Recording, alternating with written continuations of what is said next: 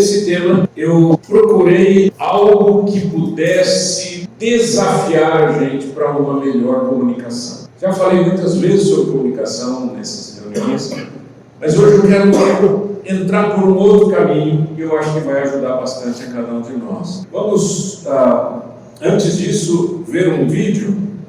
Eu acho que é um vídeo que muita gente conhece, mas que vale muito a pena para a gente assistir. É que tem toda essa pressão, sabe? E às vezes parece que tá bem em cima de mim. E eu só sinto, literalmente sinto na minha cabeça, e é implacável, e eu não sei se vai parar, e é disso que eu tenho mais medo, não saber se um dia vai parar. Bom, é que você tem um prego na sua testa. Não é sobre o prego. Você tem certeza? Porque eu aposto que se a gente tirar ele daí... Para de tentar consertar. Não, eu não tô tentando consertar, eu só tô dizendo que talvez o prego esteja... Você sempre faz isso. Sempre tenta consertar as coisas quando eu só preciso que você escute. Não, é só que eu acho que você precisa mesmo tirar esse prego. Olha aí, não tá nem ouvindo agora. Ok, se é assim, então fala. É que, às vezes, é assim, eu sinto essa dor e... eu não sei o que é. Uhum. E eu também não tô dormindo muito bem. E todas minhas blusas ficam presas, elas enroscam. Isso parece bem difícil. E Obrigada. Ai! Tá vendo? Se você só tirar... Não! Encara, o tempo nunca para. Não para, agora estamos por aí. Esse vídeo é muito interessante porque mostra a dificuldade de comunicação. O que uma pessoa quer falar e o que a outra pessoa quer ouvir. E a gente vai ver isso daí um pouquinho juntos hoje. George Bernard Shaw, dramaturgo, ele disse uma coisa interessante. Ele disse que o maior problema na comunicação é a ilusão de que ela já aconteceu. É quando você acredita que você conseguiu comunicar. É quando você acredita que aquilo que você falou, ou aquilo que está acontecendo entre duas pessoas, ou mais, né, você conseguiu passar o recado. Esse é o maior erro que pode acontecer. E é verdade. É verdade por quê? Porque tem a ver com aquilo que a outra pessoa espera, né? A expectativa da outra pessoa. Numa comunicação nós temos quem fala, quem ouve e troca, né? Quando são duas pessoas conversando. Então você tem o emissor, o receptor, depois esse daqui é o emissor, esse aqui é o receptor. Quando as duas pessoas estão conversando, você tem que levar em consideração uma série de questões que existe ali, a gente vai ver isso daí. Acontece que hoje em dia está pior. Nós estamos vivendo um mundo hipersensível, numa cultura onde tudo ofende. Já percebeu isso? Qualquer coisa que você fala. Então as pessoas estão confundindo opinião com agressão.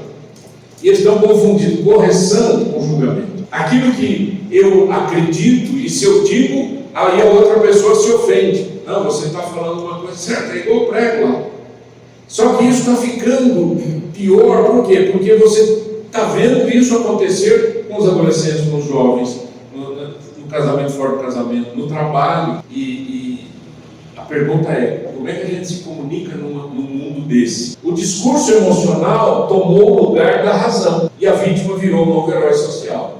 Interessante isso. Essa é uma frase que eu busquei aí. Muito interessante essa questão do discurso emocional que tomou o lugar da razão.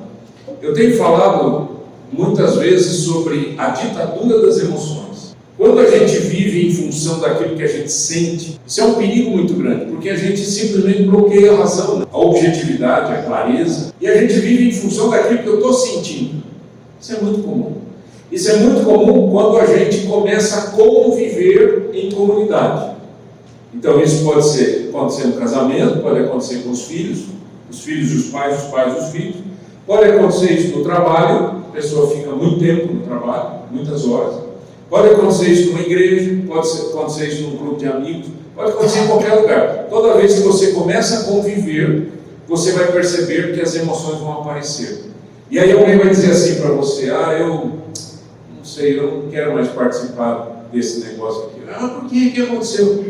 Não, é alguma coisa que... Mas o que está acontecendo? Conta para mim. Não sei. Não é assim? Você já enfrentou a questão? Deixa para lá. Não sei. É uma coisa horrível. Então você não sabe se você atropelou a pessoa e não viu, né? A pessoa trata aquilo como se fosse de uma gravidade enorme, né? Você não sabe se você é o culpado, se o outro é o culpado, quem é culpado.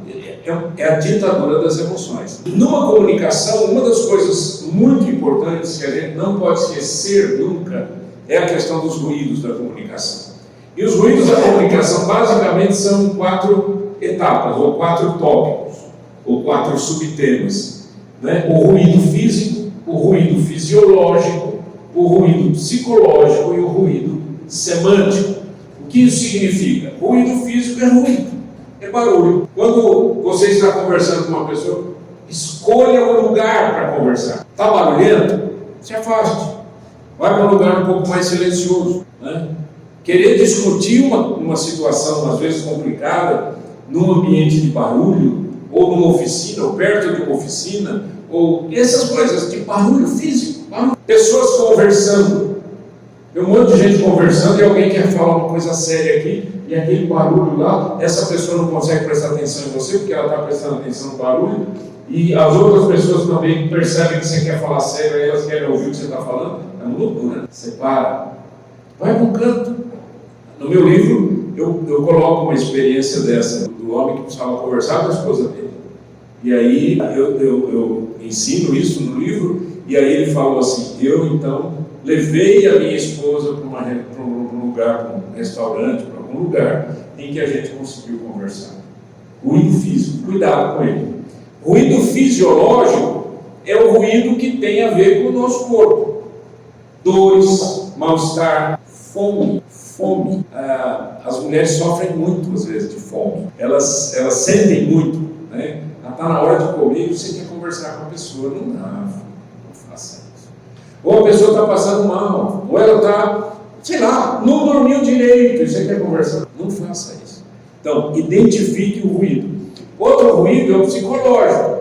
A pessoa está desatenta, a pessoa está preocupada, a pessoa tem um preconceito sobre algum assunto, ou a pessoa ela está, sei lá, mal-humorada. Não vá conversar com essa pessoa que está mal-humorada. Imagina você conversar com o seu chefe para pedir uma promoção ou pedir um aumento de salário e ele está mal-humorado. O que você acha? Dá certo? Vai dar certo? Alguma coisa? Não vai. Mais ou menos isso. E o ruído, um dos ruídos mais que eu acho que a gente tem que prestar atenção é o chamado ruído semântico. O ruído semântico tem a ver com o significado das palavras. O que eu falo não é o que você entende. Por quê? Porque aquilo que eu estou falando tem um significado diferente para você. Isso pode acontecer muito, isso acontece muito quando duas pessoas estão conversando cuja primeira língua é outra, certo? Entende o que eu quero dizer com isso, né? Também tem a aplicação da saturação semântica, né? Que é quando você fala tanto determinado assunto que perde sentido. Exato. Você está cobrando uma coisa que perde sentido. Perde sentido. E eu me lembro uma vez que eu estava conversando com um rapaz, eu falei assim, sabe, você é um cara muito assertivo. Ele falou assim para mim, é verdade, eu não gosto de errar. Só que assertividade não é acertar, assertividade é convicção, é como você se expressa, como você debate um assunto, você é mais assertivo ou menos assertivo. Isso é um ruído semântico. E muitas vezes isso acontece eu estava falando de idiomas diferentes, mas também de pessoas da mesma região do Brasil, de regiões diferentes do mesmo país, que é o caso do Brasil, por exemplo, que a gente tem regiões em que o significado de palavras é diferente. A pessoa fala uma coisa, você entende aquilo com o seu pano de fundo, mas não é o que a pessoa quis falar. Então, ruídos, a gente precisa tomar muito cuidado, porque eles acontecem o tempo todo na comunicação. Fique atento a essa questão. Jesus não era mimimi, né? Mimimi que o pessoal está chamando agora, essa hipersensibilidade cultural. Ele falava sempre com amor e clareza, com objetividade, com firmeza, mas com compaixão. Por exemplo, aos escribas e fariseus, ele diz: ai de vocês, escribas e fariseus hipócritas, porque vocês são semelhantes aos sepulcros pintados de branco, que por fora se mostram belos, mas interiormente estão cheios de ossos de mortos e de toda a podridão. Fala isso hoje, tá? Não é verdade? Está falando, ai, doeu. Magoei. Você não entende o que está acontecendo, mas é esse mimimi, eu acho que esse mimimi, na verdade, deve vir do inglês, não vem não, João? Que é me, eu, né? Eu, né? Me, né? Só pensa em mim. Por exemplo, em João 6,66, diz assim: diante disso, muitos dos seus discípulos, porque os discípulos, ouvindo Jesus falar, eles disseram: esse discurso é muito duro. Essa é a palavra. Esse discurso é muito duro. Quem puder ouvi-lo? E aí, um pouco mais para frente, diz: diante disso, muitos dos seus discípulos o abandonaram e já não andavam com ele. Então Jesus perguntou aos 12: será que vocês também querem se retirar? Eu gosto disso, eu acho incrível. Jesus não ficava ali, não vai embora não. Tem gente que às vezes não entende muito bem, né, como que eu reajo. Isso já aconteceu muitas vezes.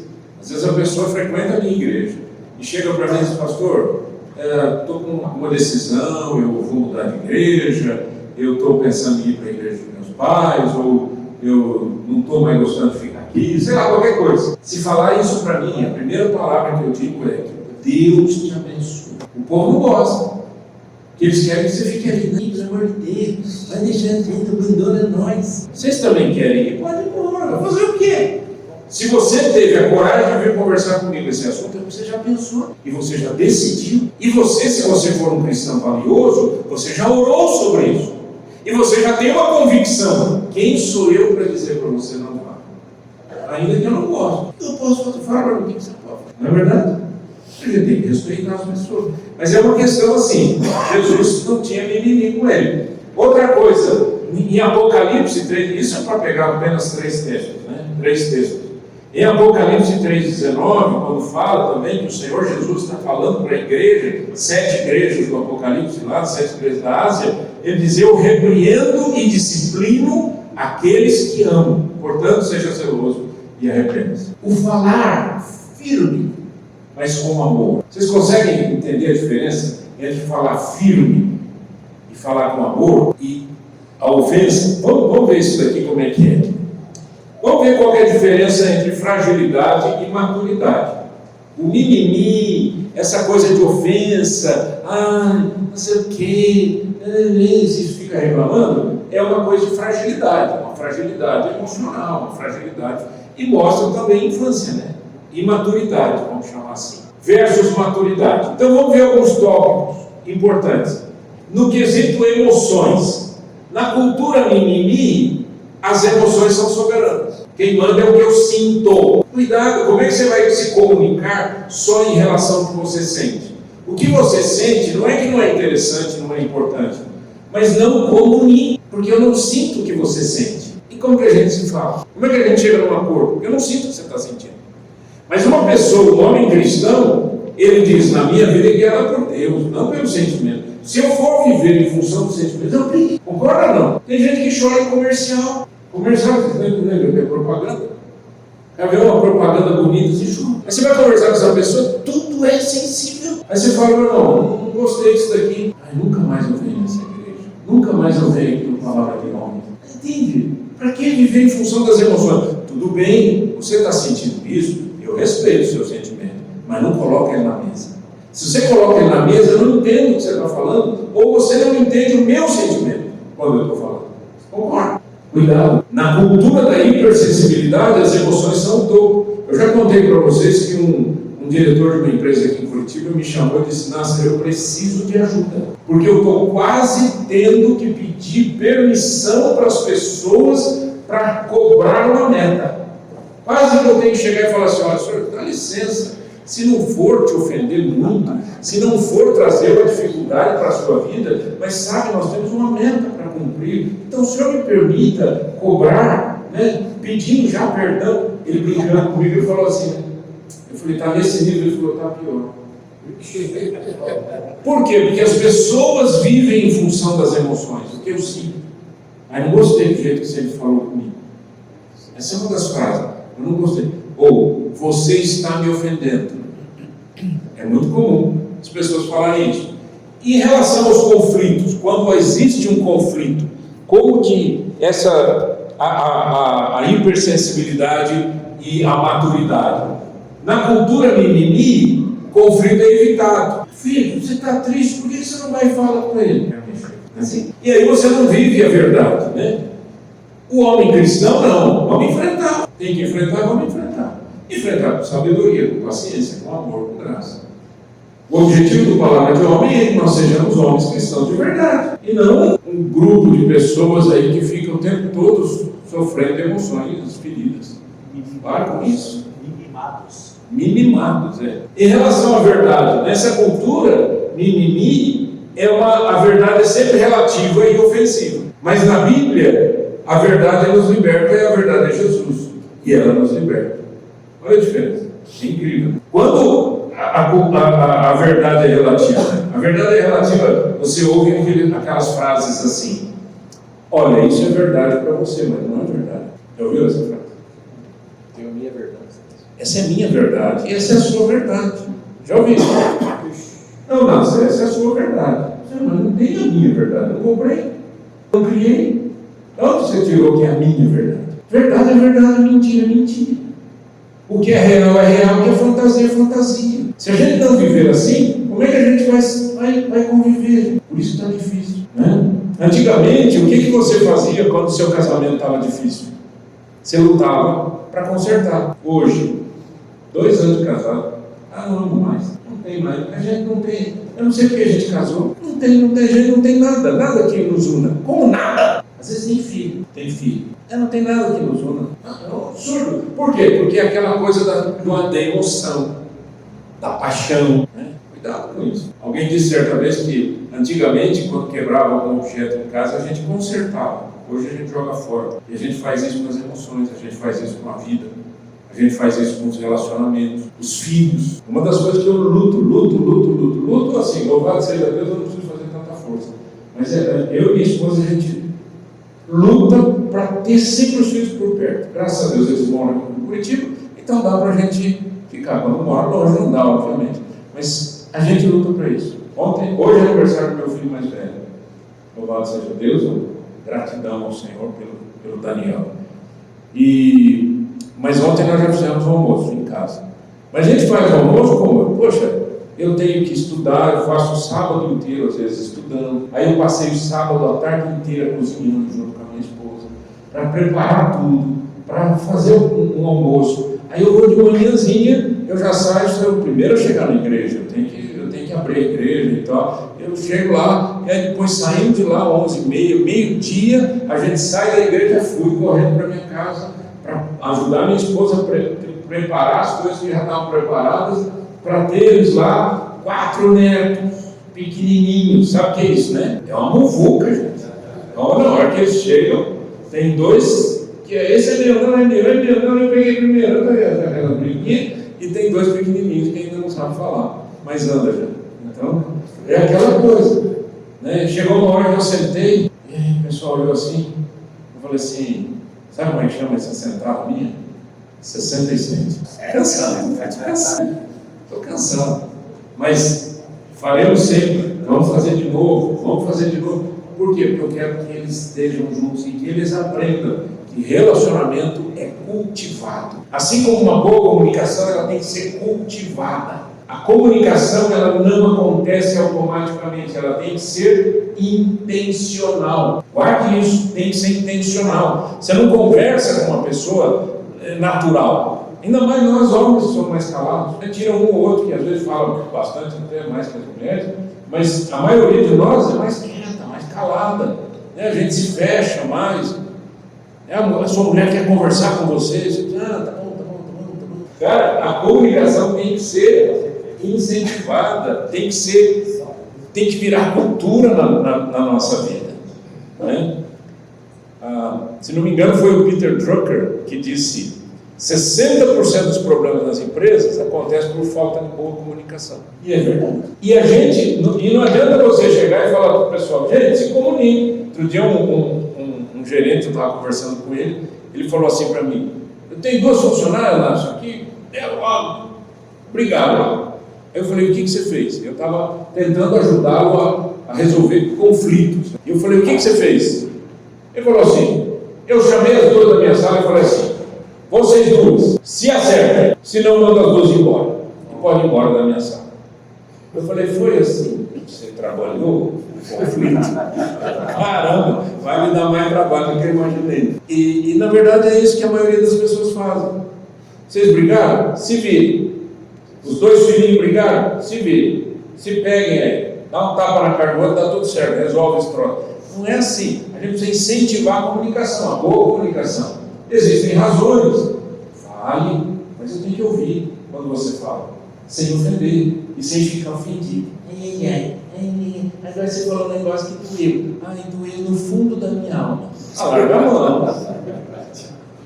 Larga a mão, vamos andar, gente. A vida continua. Tá certo? Amanhã cedo todo mundo tem que trabalhar. E a vida é dura. O tema responsabilidade na cultura mimimi, ela é transferida. A culpa é do outro, a culpa é o jogo da culpa. Sempre alguém é culpado por alguma coisa. Porque foi outro, porque foi fulano, porque como é que está a sua empresa? Com esse governo você quer que esteja como? Sempre a culpa é do outro. Ninguém olha e fala assim, a minha empresa está ruim, sabe por quê? Eu não sei cuidar de dinheiro, eu não sei fazer acertos contábeis, eu não sei como administrar pessoas, eu não sei gerenciar gente. Você já ouviu isso? Eu não. Eu trabalho com executivos. Não ouço você. Ninguém fala. A culpa é sempre de alguém. A culpa é do cliente ruim, a culpa é do funcionário ruim, a culpa é que não tem gente que queira trabalhar, a culpa é do cara que é mole, a culpa é sempre de alguém.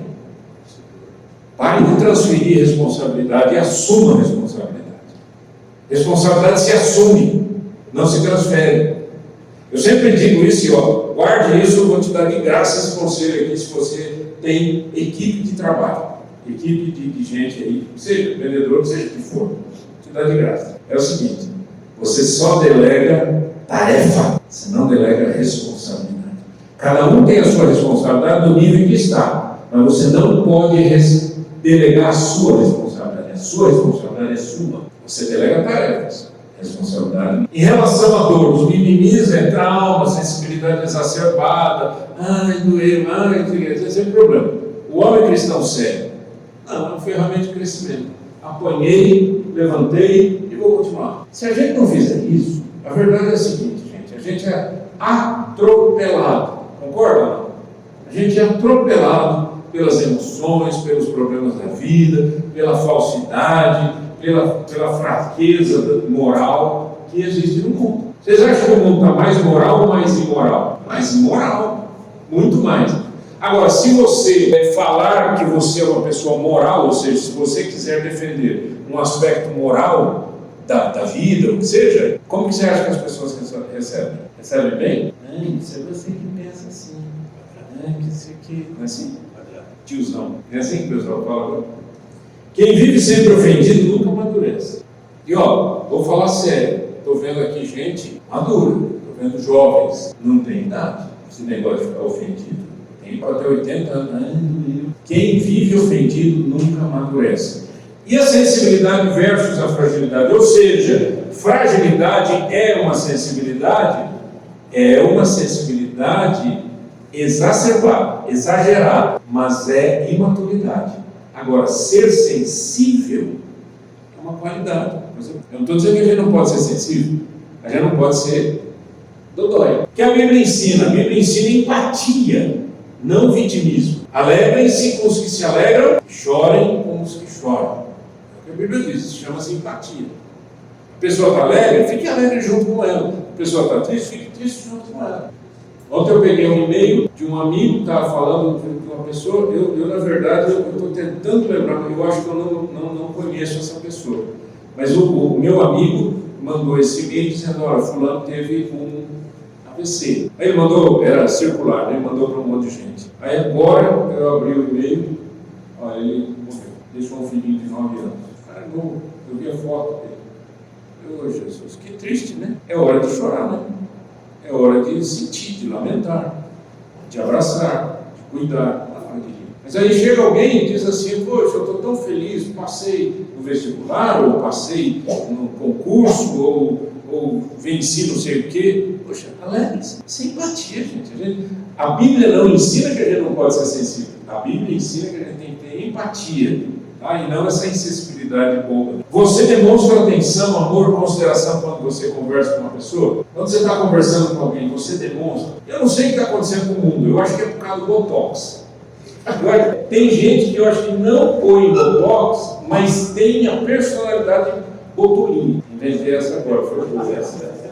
Anota, Murilo, para não esquecer essas pérolas. Não, o que é? Quando a pessoa põe Botox, se ela sorri, se ela está triste, é a mesma coisa, porque está tudo travado. E eu não sei o que está acontecendo hoje, que eu converso com as pessoas e as pessoas ficam olhando para mim e não movem um músculo. Mas nem a sobrancelha levanta. Não é normal, ou eu que estou longe. Não é normal que a pessoa reaja assim. Não precisa concordar, não precisa falar, é verdade. Mas sorria. Uau, difícil isso. Isso é uma comunicação em que existe alguém vivo. Mas eu não sei o que está acontecendo, eu converso com as pessoas, a pessoa está morta, ela fica morta, fica olhando para você assim. Se você falar uma coisa alegre, a pessoa fica olhando. Se a pessoa falar uma coisa triste, fica olhando. Por isso que eu falei do Botox. Parece, mas eu acho que é a alma que está voltando com o Botox. A pessoa está perdida. Olha só esse texto interessante. Uma pessoa desesperada, texto de Jó, uma pessoa desesperada merece a compaixão dos seus amigos, mesmo que tenha deixado de temer o Deus. O cara pisou na bola, estragou a vida dele. Merece compaixão, empatia, sentimento de aproximar o outro, de trazer o outro para pertinho, né, para que haja alguma vida.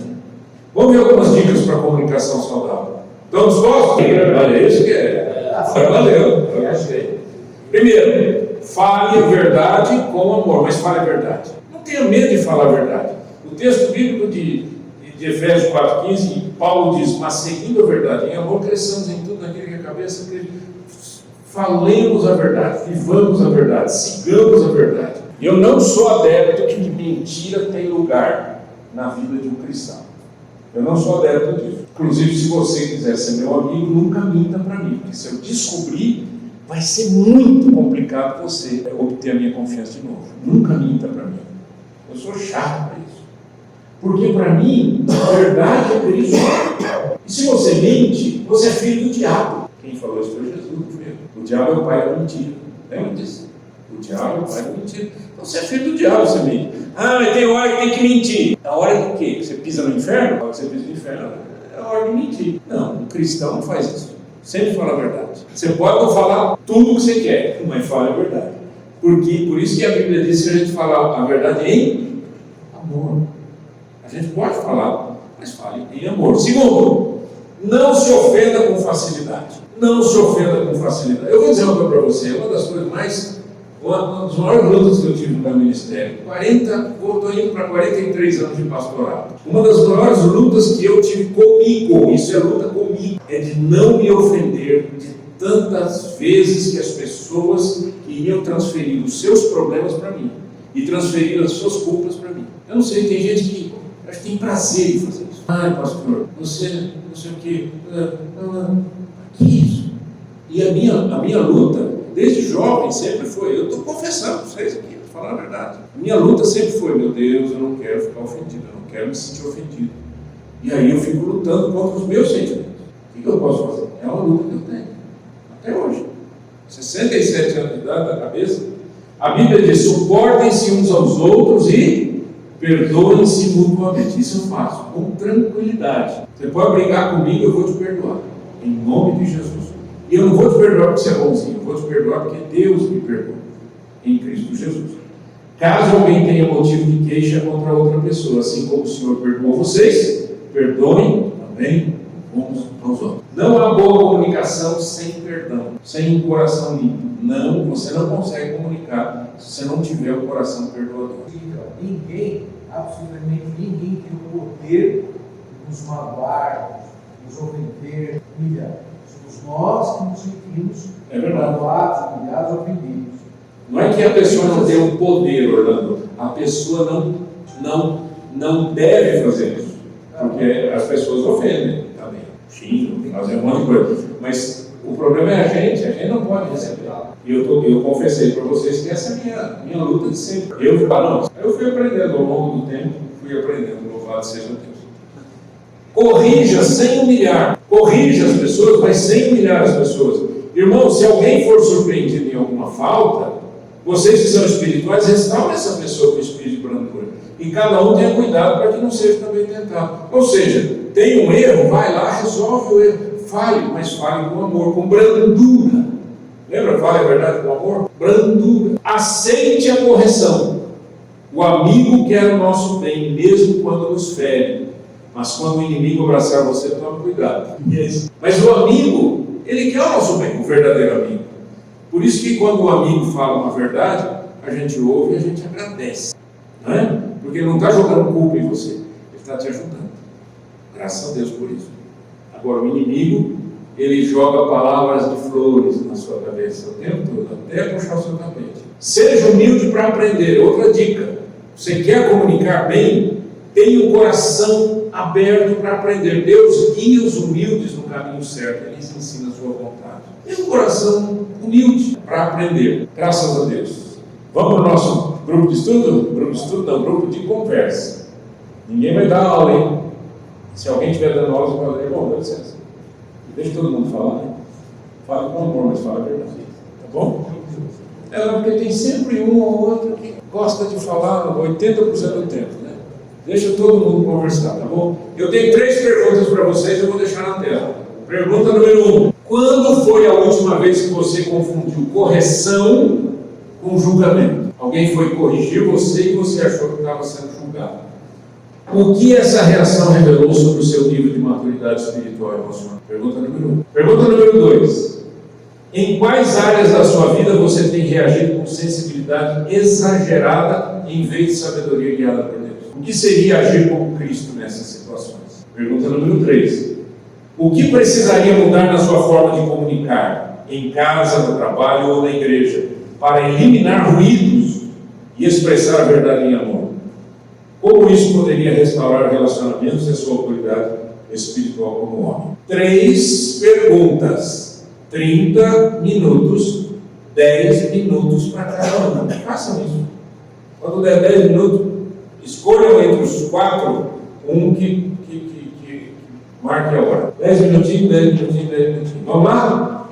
Vamos orar primeiro. Senhor, muito obrigado por essa noite, obrigado por esse assunto. Esse assunto eu acho que mexe com todos nós. É um assunto importante, Pai, para a gente ser mais maduro. A verdade é essa. E não há comunicação que seja sustentada quando os corações estão hipersensíveis. Então nos ajude a vencer essas coisas em nome de Jesus. Amém. Amém.